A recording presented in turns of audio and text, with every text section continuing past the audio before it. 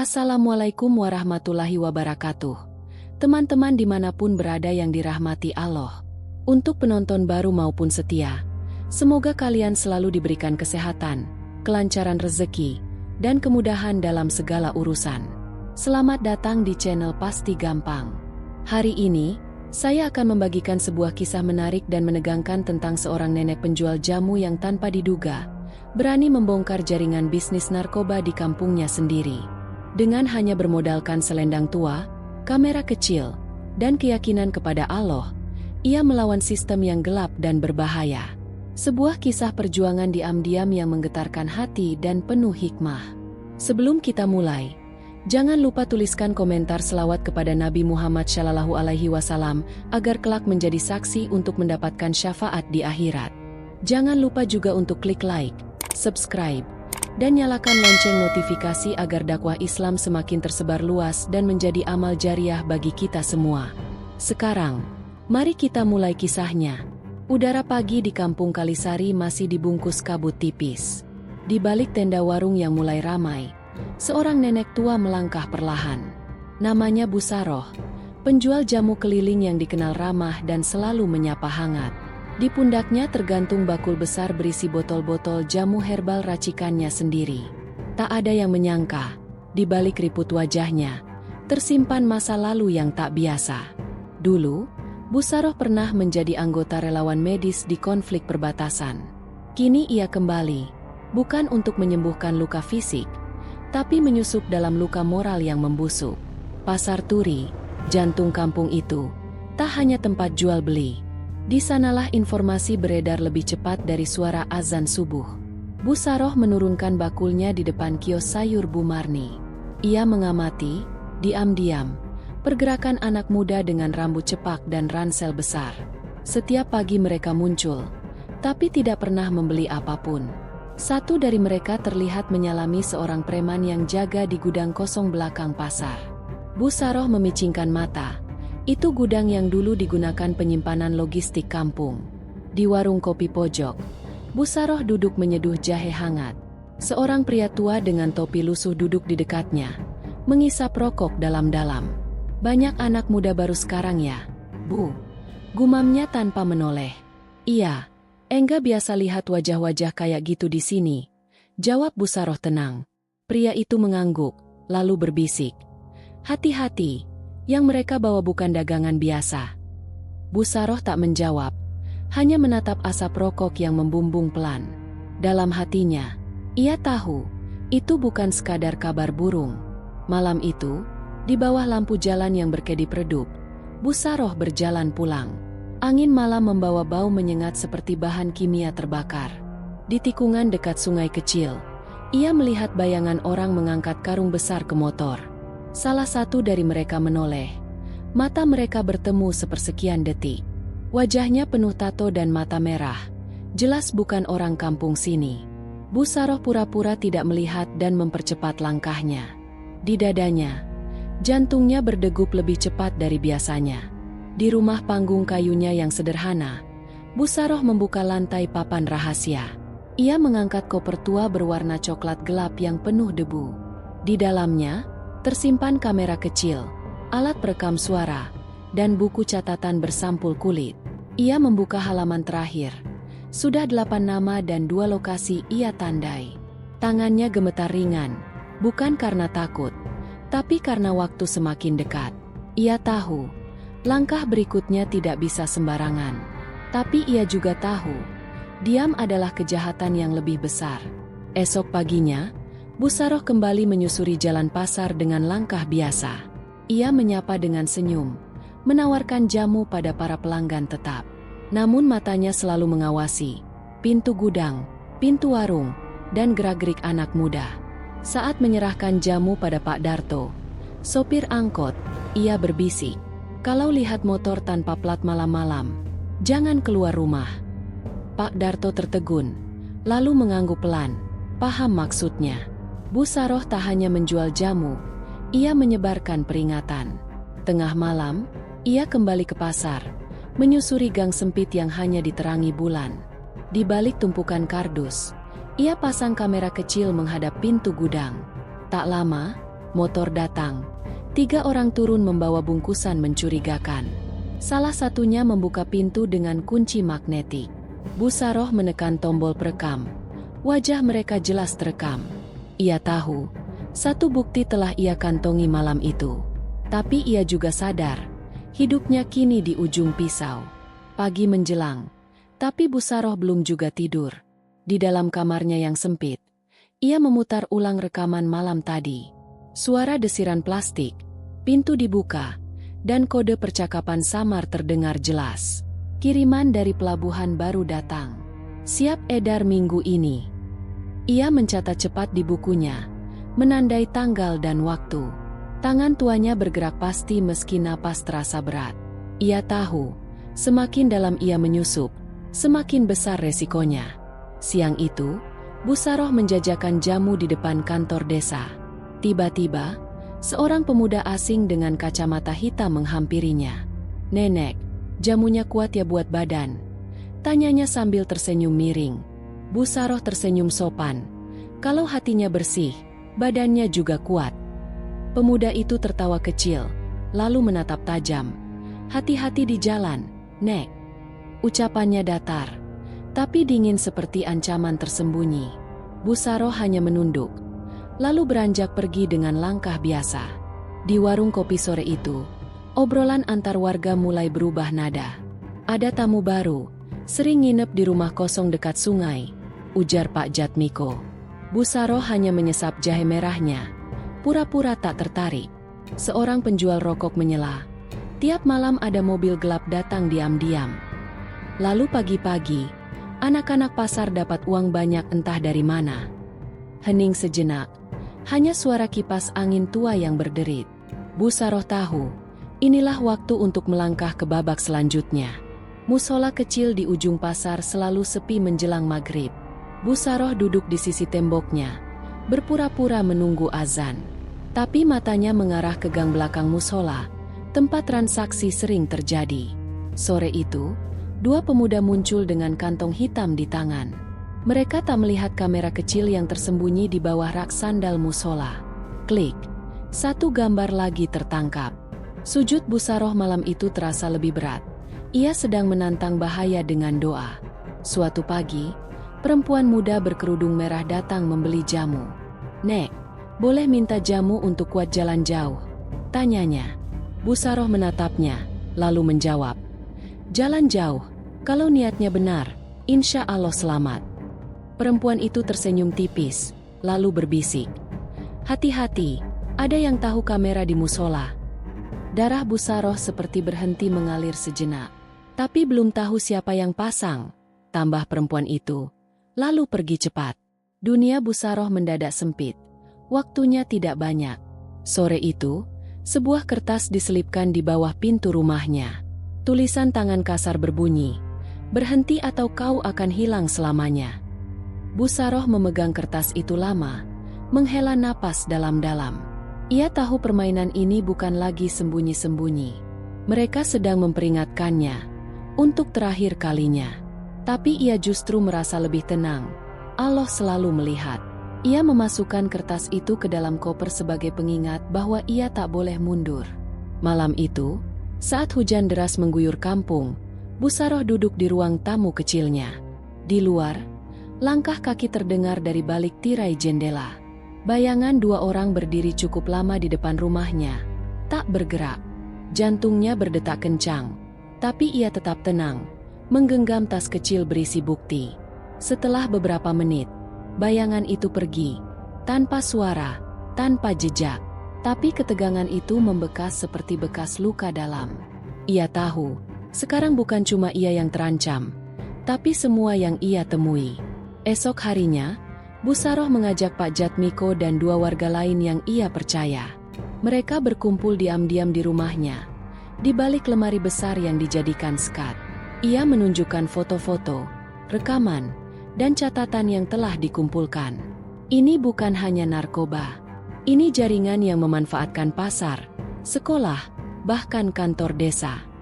Ketiganya terdiam. Mata mereka bergantian melihat bukti-bukti itu.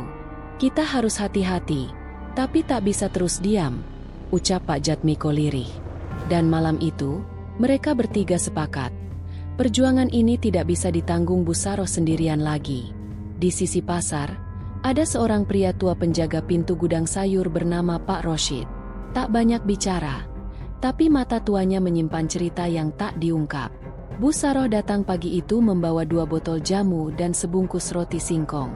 Buat kesehatan dan buat yang jaga malam-malam, ucapnya sambil tersenyum. Pak Roshid menerimanya, lalu berbisik. 2 malam lalu, ada 4 orang keluar dari gudang jam 3 pagi. Mereka bawa bungkusan besar ke perahu kecil di sungai. Bu Saroh mengangguk pelan. 1 titik terang lagi terbuka dari mulut yang lama diam. Terkadang, kebenaran datang dari penjaga sunyi yang dianggap tak penting.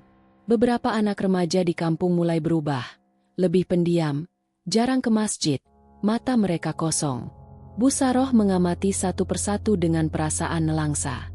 Di bawah sinar lampu malam, ia melihat 2 dari mereka menyusup ke gudang kosong. Mereka keluar 1 jam kemudian, membawa amplop coklat dan wajah tertunduk. Mereka dijadikan kurir, bisik Pak Jatmiko ke telinganya. Mata berkaca-kaca. Kita kehilangan mereka jika tak segera bertindak. Bu Saroh hanya menjawab lirih. Kita tak bisa selamatkan semua, tapi kita bisa cegah yang lain menyusul. Hatinya perih, tapi langkahnya semakin teguh. Bu Saroh mulai menyusun rencana bersama 3 warga lain. Mereka akan memancing transaksi besar yang katanya terjadi malam Jumat ini. Kamera disiapkan, alat perekam disembunyikan di bawah warung kopi dan rak sandal musola. Tapi sebelum malam tiba, sebuah pesan singkat masuk ke ponsel jadul milik Pak Jatmiko. Kami tahu siapa kalian. Jangan ikut campur. Wajah Pak Jatmiko memucat. Tangannya gemetar menggenggam pesan itu. Namun Bu Saroh tetap tenang. Mereka tahu kita, berarti kita mendekati pusatnya. Malam Jumat tiba dengan hujan deras mengguyur sepanjang sore. Bu Saroh dan tim kecilnya bersembunyi di 3 titik berbeda dekat lokasi transaksi. Pukul 11 malam, sebuah mobil hitam datang tanpa suara. 2 motor menyusul. Tapi sebelum kamera merekam semuanya, terdengar letusan kecil di belakang kios tua. Teriakan menggema. Seseorang jatuh tersungkur dengan luka tembak di kaki. Itu Pak Darto, salah satu warga yang membantu. Mereka tahu posisi kita. Teriak Pak Jatmiko dari balik gerobak. Kekacauan malam itu menandai bahwa perang ini tak lagi sunyi. Esok harinya, suasana kampung sunyi seperti tertelan kabut. Polisi datang, tapi hanya untuk formalitas. Tak ada yang ditangkap. Warga tak berani bicara. Bahkan kepala desa pun memilih bungkam. Di rumah Bu Saroh, suasana lebih sunyi dari biasanya. Pak Darto terbaring dengan perban di kakinya. Matanya memandang kosong ke langit-langit. Saya hanya ingin bantu, Bu, ucapnya lirih. Bu Saroh menggenggam tangannya. Allah mencatat niatmu, Nak, dan dia tak pernah tidur. Dengan bantuan seorang mantan guru, Bu Saroh menulis laporan lengkap ke lembaga anti narkoba di kota. Semua bukti disalin ke flash disk dan diselipkan dalam botol jamu khusus. Seorang pemuda dari pesantren dekat perbatasan akan mengirimkannya secara rahasia. Ini nyawa, Bu, ucap pemuda itu sebelum berangkat. Dan kau sedang menyelamatkan banyak nyawa, jawab Bu Saroh sambil menepuk bahunya. Langit tampak mendung sore itu, tapi keyakinan mereka tak pudar. Sebab di balik segala kegelapan, ada harapan yang tetap menyala. 2 hari kemudian, seorang perempuan berkerudung gelap datang ke pasar. Wajahnya anggun tapi matanya penuh ancaman. Ia menghampiri Bu Saroh, memesan jamu dengan suara datar. Nenek harus tahu batas. Jangan ikut campur urusan besar. Bu Saroh menatapnya tenang, lalu menjawab. Kadang yang kecil harus bicara, karena yang besar terlalu banyak diam. Perempuan itu tersenyum tipis, lalu berlalu, meninggalkan udara yang mendadak dingin. Ancaman makin jelas. Tapi Bu Saroh sudah tak gentar.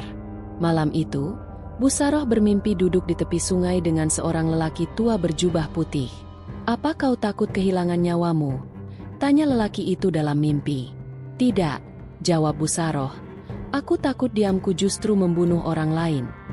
Lelaki itu tersenyum. menunjuk cahaya di ujung sungai. Teruslah melangkah, dan jangan berhenti di tengah jalan. Saat ia terbangun, matanya berkaca. Ia merasa Allah sedang menguatkan langkahnya lewat mimpi itu.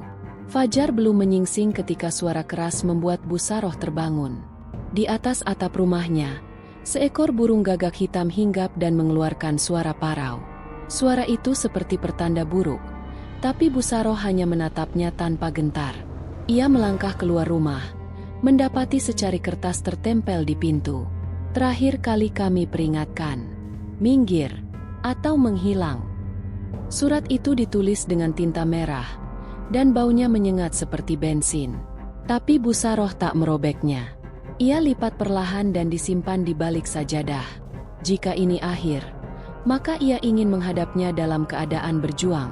Pagi itu, kabar mengejutkan mengguncang kampung. Seorang pemuda ditemukan tewas dengan kaki terikat di tepi sungai belakang pasar. Tubuhnya mengenakan jaket pesantren, pemuda yang dulu mengirimkan laporan. Busaroh berdiri diam di antara kerumunan. Wajahnya tenang namun hancur di dalam. "Ini bukan kecelakaan," bisik Pak Jatmiko. "Ini pesan. Mereka tidak ingin ada yang bicara keluar." Busaroh mengangguk perlahan. Matanya menerawang jauh ke langit yang kelabu. Di dalam hatinya, tangis mengalir tanpa suara.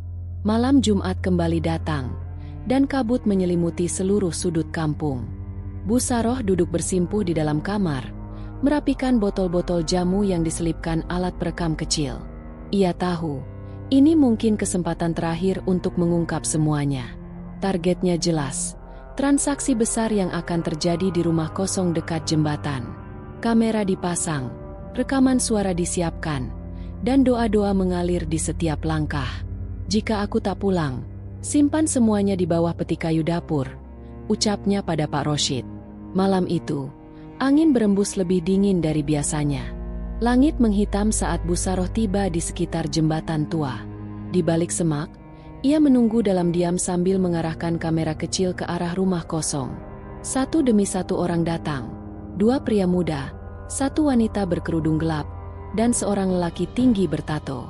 Malam ini semua diedarkan. "Besok kampung ini milik kita." Suara mereka jelas terekam. Busaroh menekan tombol kamera. Klik, satu bukti penting. Tapi langkah kaki dari belakang membuatnya membeku. Seseorang tahu ia ada di sana.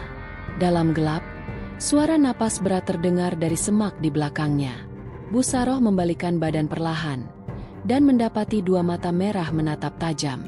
Seorang pria bertopi muncul, menodongkan pisau kecil ke arah dadanya.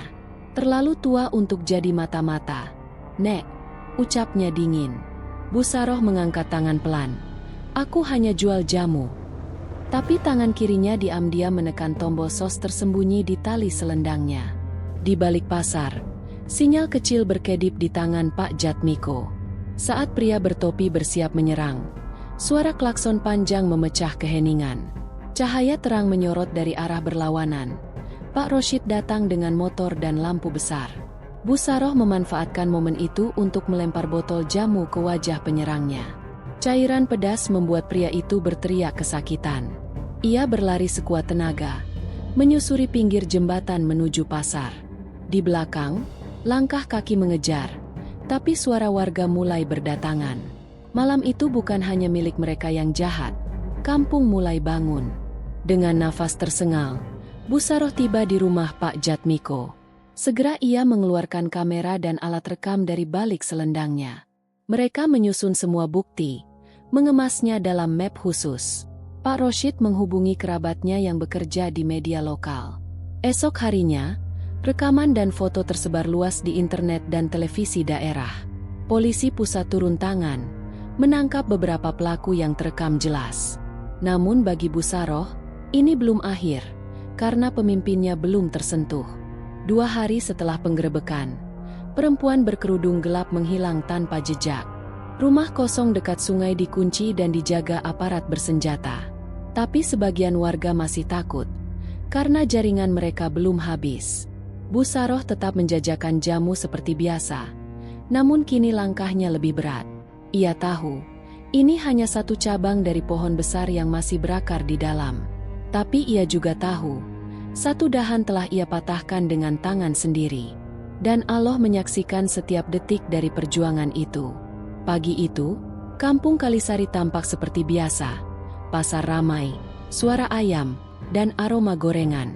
Bu Saroh berjalan pelan, membawa bakul jamunya melewati gang kecil yang dulu terasa menakutkan. Warga menyapanya lebih hangat. Beberapa tersenyum malu seolah tahu siapa yang menyelamatkan mereka. Tapi senyum Bu Saroh tak lagi seperti dulu, tak selebar biasanya, tak setenang biasanya. Di matanya masih tersisa lelah yang belum sembuh, dan rasa kehilangan yang tak bisa diganti. Ia berhenti di depan rumah tua yang dulu dijadikan markas narkoba, kini dipasangi garis polisi. Allah tak tidur, bisiknya lirih sambil menatap langit yang mulai cerah. Siang itu, saat matahari mulai condong ke barat, seorang lelaki paruh baya muncul di pasar. Rambutnya klimis, pakaiannya rapi, namun sorot matanya tajam dan dingin. Bu Saroh mengenalinya. Dulu ia polisi yang pernah bertugas di kota sebelah. Namanya Darmawan. Kini ia kembali dengan status sebagai pengusaha logistik. Tapi Bu Saroh tahu, logistik hanya kedok. Sebab dulu ia pernah melihatnya di pos jaga pelabuhan gelap. Lama tak bertemu, Bu Saroh, ucap Darmawan sambil menyungging senyum penuh makna. Dunia kembali berputar, dan lawan lama kini kembali muncul dalam wujud baru. Darmawan mulai sering muncul di warung-warung, membaur dengan warga, memberi sumbangan dan senyum. Tapi di malam hari, truk besar mulai melintas kembali di jalan belakang pasar. Bu Saroh memantau gerak-geriknya dari jauh, mencatat setiap jam dan arah. Ia tahu ini bukan sekadar dagangan pasar. Dia ingin membangun kembali jaringan yang sempat kau hancurkan, kata Pak Jatmiko. Kalau kita diam, semuanya akan terulang. Bu Saroh mengangguk, matanya menyala. Perjuangan belum selesai. Bersama warga yang setia, Bu Saroh menyusun laporan kedua. Kali ini lebih lengkap dan terstruktur. Mereka mengirimkannya langsung ke kantor wilayah Kementerian Keamanan di kota besar. Tapi laporan itu ditolak secara halus, dengan alasan kurang bukti sah. Mereka main di dua kaki, ujar Bu Saroh pahit. Kalau hukum tak berpihak, maka rakyat kecil harus jadi penjaga sendiri. Maka diputuskan, mereka akan merekam sendiri bukti transaksi berikutnya. Dan semua warga akan ikut berjaga di malam yang ditentukan. Tanggal 12 malam Jumat, kampung Kalisari kembali sunyi, tapi kali ini penuh kesiagaan. Warga bergantian mengawasi rumah kosong, jalan tikus, dan lapak gudang tua. Bu Saroh menyamar sebagai nenek pengantar makanan, masuk ke area truk dengan kamera tersembunyi. Ia melihat Darmawan menerima koper dari pria berbadan besar. Isinya uang dan daftar nama. Jangan sampai bocor, harga kepala kita semua bisa habis, ujar pria itu. Klik, kamera kecil dalam gelang kayu Bu Saroh merekam semuanya. Tapi sebelum ia sempat pergi, salah satu penjaga melihat gerak-geriknya. Teriakan pecah dari belakang truk. Suara tembakan menyalak satu kali. Warga berhamburan keluar dari persembunyian. Sebagian lari, sebagian tetap bertahan. Bu Saroh terkena benturan saat mencoba keluar dari halaman. Darah menetes dari pelipisnya. Pak Jatmiko menariknya ke balik tembok. Kita tak bisa lari, Bu, tapi kita bisa lawan. Warga mulai melempari truk dengan batu. Suara sirene terdengar dari kejauhan. Darmawan melarikan diri ke arah hutan belakang kampung. Tapi kini tak ada tempat aman baginya. Semua mata sudah terbuka. 2 hari kemudian, Darmawan ditangkap di sebuah rumah kontrakan di kota sebelah. Rekaman milik Bu Saroh jadi bukti utama. Wajahnya, suaranya, transaksinya, semuanya terekam. Berita tersebar di media nasional. Jaringan narkoba berkedok usaha logistik digulung di kampung kecil. Bu Saroh menonton dari dalam rumahnya, ditemani warga dan cucu Pak Roshid yang baru lahir. Allah bekerja lewat siapa saja yang ia kehendaki, ucapnya lirih. Tapi ia tahu, ini bukan kemenangan penuh, hanya jeda dari perang yang lebih panjang.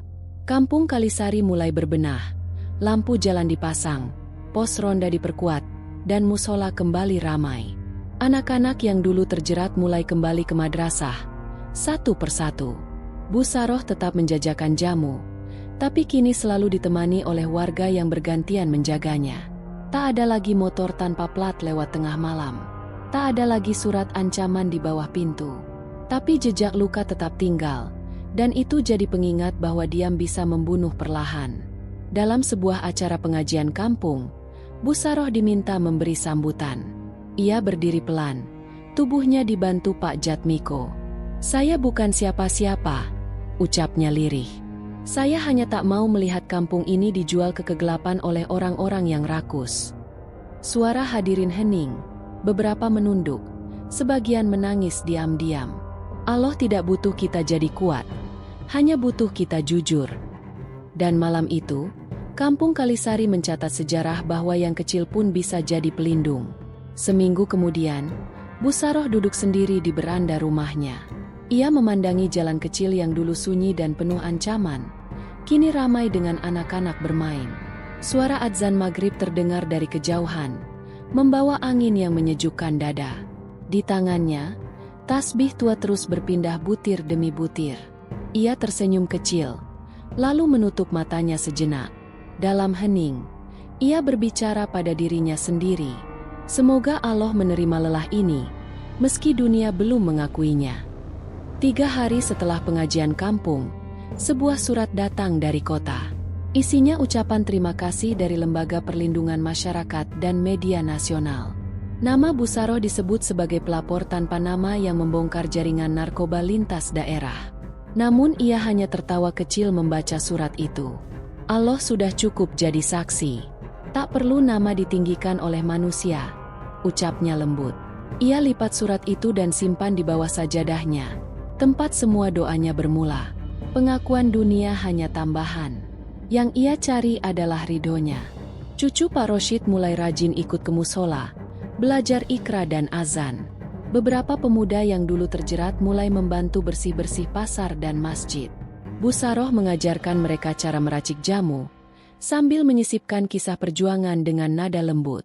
"Jamu ini bukan cuma buat badan, tapi buat jiwa yang mulai lupa arah," katanya. Mereka mendengar dengan sungguh-sungguh. Mata mereka memancarkan semangat yang baru. Warisan Bu Saroh bukan emas atau rumah besar, tapi semangat menjaga kebaikan. Dan itu akan hidup lebih lama dari umur manusia. Di tengah malam yang sunyi, Bu Saroh kembali duduk bersimpuh di atas sajadah lusuhnya. Air wudhu masih menetes di ujung dagunya.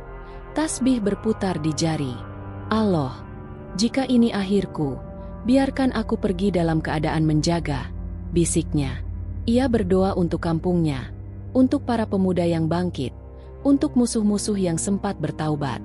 Tak ada yang mendengar doanya, kecuali langit yang senantiasa terbuka. Tak ada kamera, tak ada sorakan, hanya ia dan Allah di malam yang suci. Dan ia tahu, itulah tempat paling tenang di dunia. Suatu pagi, warga kampung menemukan Bu Saroh tertidur di beranda rumahnya. Senyumnya masih tersungging, tangannya menggenggam tasbih, dan napasnya telah berhenti. Tak ada tangis keras, hanya kesunyian panjang yang menyelimuti kampung itu. Ia dimakamkan sederhana di samping musola yang dulu ia jaga dengan doa dan siasat. Di batu nisan tertulis, "Saroh binti Ma'ruf, penjual jamu, penjaga cahaya." Semua warga tahu, bukan kematian yang membuatnya dikenang, tapi karena hidupnya dijalani dengan keberanian, kesabaran, dan keikhlasan yang tak bisa dibeli. Rasulullah bersabda, "Setiap kalian adalah pemimpin, dan setiap kalian akan dimintai pertanggungjawaban atas yang dipimpinnya." Hadis riwayat Bukhari dan Muslim. Bu Saroh tidak memimpin dengan jabatan, tapi ia menjaga amanah sebagai penjaga kampungnya. Karena Allah tak menilai pangkat, tapi menilai perjuangan dan ketulusan. Allah berfirman, "Hai orang-orang yang beriman, jadilah kamu penegak keadilan, menjadi saksi karena Allah, walaupun terhadap dirimu sendiri." Surah An-Nisa 135. Bu Saroh memilih jalan sunyi menjadi saksi kebenaran. Ia tak menunggu panggilan, ia berjalan lebih dulu. Rasulullah bersabda, Jihad yang paling utama adalah mengatakan kebenaran di hadapan penguasa yang zalim. Hadis riwayat Abu Dawud dan Tirmidzi. Busarah berkata melalui tindakan, bukan hanya lisan. Ia menegur bukan dengan kemarahan, tapi dengan bukti dan keberanian. Allah berfirman, "Janganlah kamu takut kepada mereka, tetapi takutlah kepadaku, jika kamu benar-benar orang yang beriman." Surah Ali Imran 175. Ketakutan Busarah bukan kepada ancaman manusia, tapi kepada lalai dari tugas sebagai hamba. Dan karena itu, langkahnya teguh hingga akhir. Kisah Busarah telah usai, tapi semangatnya belum mati. Setiap jalan kecil yang ia lewati, setiap botol jamu yang ia bawa, adalah pesan sunyi tentang perjuangan. Dalam dunia yang penuh tipu daya, masih ada mereka yang memilih berdiri tegak di jalan Allah. Dan saat dunia memilih diam, semoga kita menjadi bagian dari mereka yang tetap bersuara. Karena Allah tidak menilai hasil, tapi niat dan keberanian di setiap langkah. Masya Allah, begitulah akhir dari kisah penuh inspirasi ini. Sosok sederhana seperti Busarah mengajarkan kita bahwa keberanian, kejujuran, dan keikhlasan bisa menjadi cahaya dalam gelapnya zaman. Meski tubuhnya renta, semangatnya menegakkan kebenaran tak pernah padam. Semoga dari kisah ini, kita bisa mengambil pelajaran bahwa diam saat melihat kemungkaran bukanlah pilihan bagi orang beriman. Allah melihat setiap langkah kita, sekecil apapun itu. Terima kasih telah menonton hingga akhir. Jangan lupa untuk klik like, tuliskan komentar selawat di bawah, dan subscribe channel ini serta nyalakan lonceng notifikasi, agar semakin banyak saudara kita yang mendapatkan manfaat dari kisah-kisah penuh hikmah seperti ini.